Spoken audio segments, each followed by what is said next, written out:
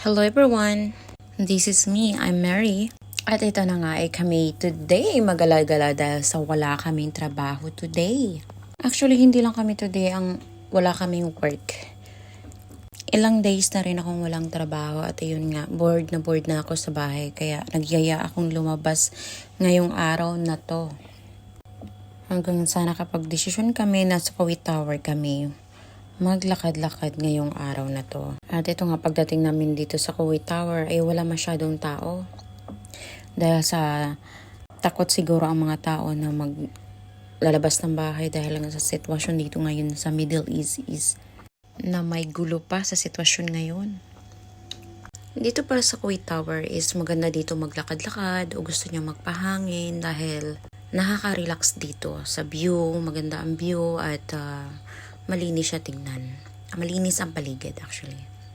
At ito na, dito lang ang ganap namin ngayong araw na to. Bahay at labas lang dahil sa wala kaming work. Ay, actually ako lang naman walang work. Yung kasama ko dyan ay may trabaho yan siya. Pero gusto niya lang talaga akong samaan. Ayaw niya akong lumabas na mag-isa. Dahil sitwasyon ngayon dito sa Kuwait. Hindi lang dito sa Kuwait, sa buong Middle East.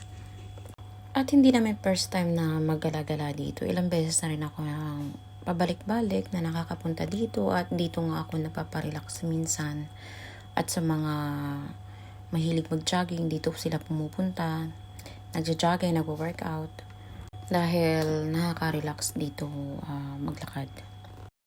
At ayun nga, sana pag-pray natin na matapos na ang gulo dahil lahat tayo or lahat ng mundo or lahat ng country ay apektado sa gulong to. Kahit sa Pilipinas sobrang apektado dahil sa gas prices.